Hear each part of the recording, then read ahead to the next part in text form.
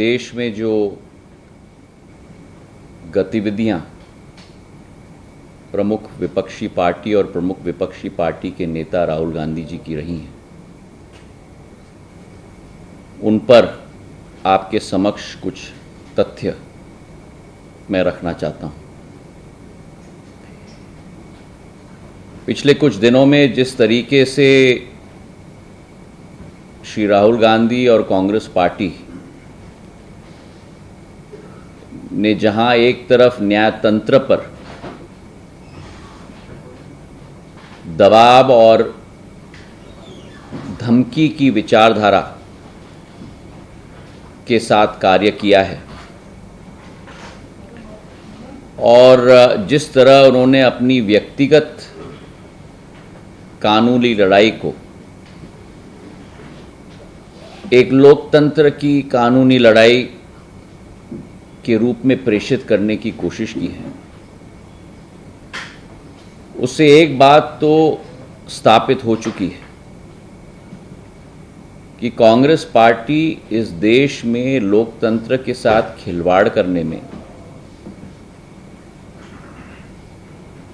और नई लो पर जाने में कोई कमी नहीं छोड़ेगी।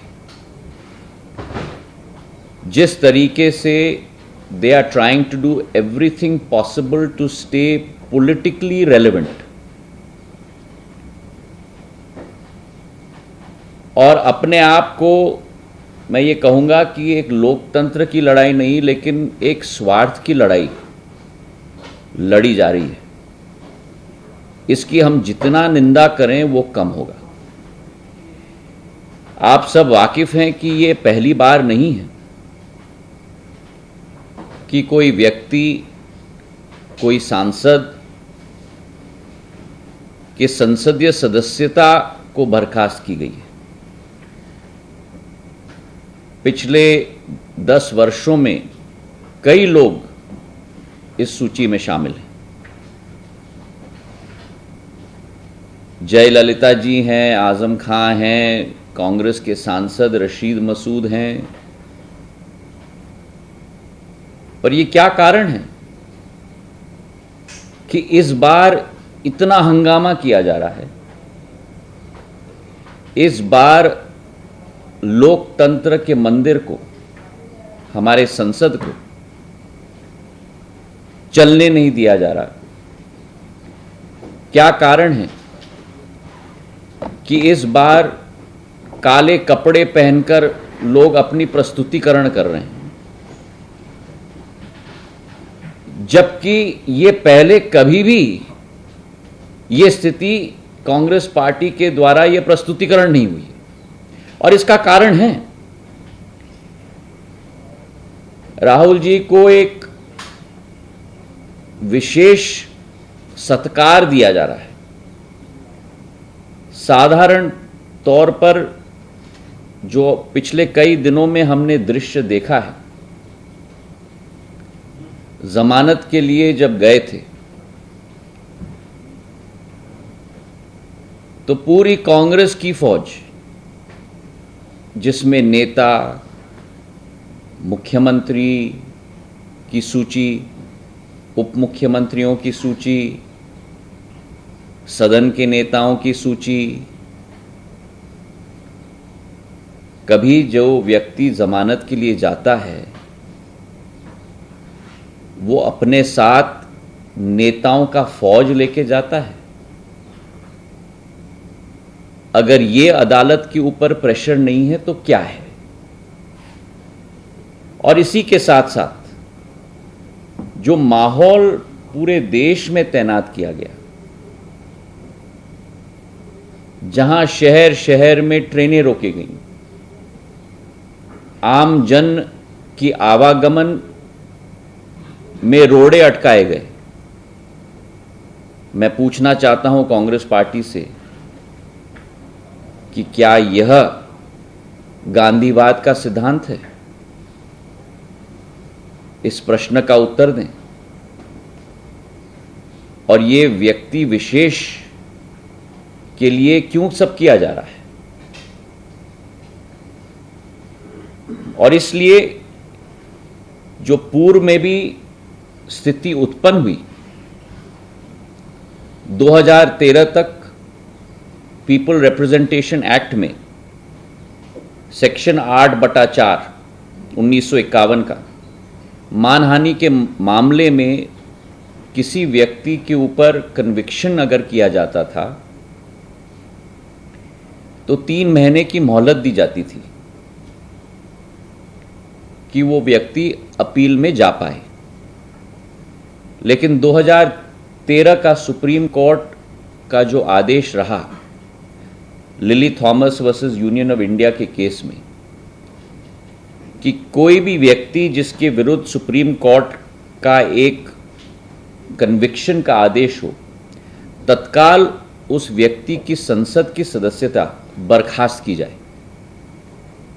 इस वर्डिक्ट के बाद जब कांग्रेस पार्टी की ही शासन केंद्र में थी और तत्कालीन न्याय मंत्री कपिल सिब्बल जी ने प्रधानमंत्री जी के उस तत्कालीन प्रधानमंत्री जी मनमोहन सिंह जी के आदेश के आधार पर अध्यादेश निकाला था, उसी अध्यादेश की जब प्रस्तुतिकरण की जा रही थी तब उसी समय राहुल गांधी जी ने कहा था कि इस अध्यादेश को फाड़ के कचरे के टोकरी में फेंक देना चाहिए।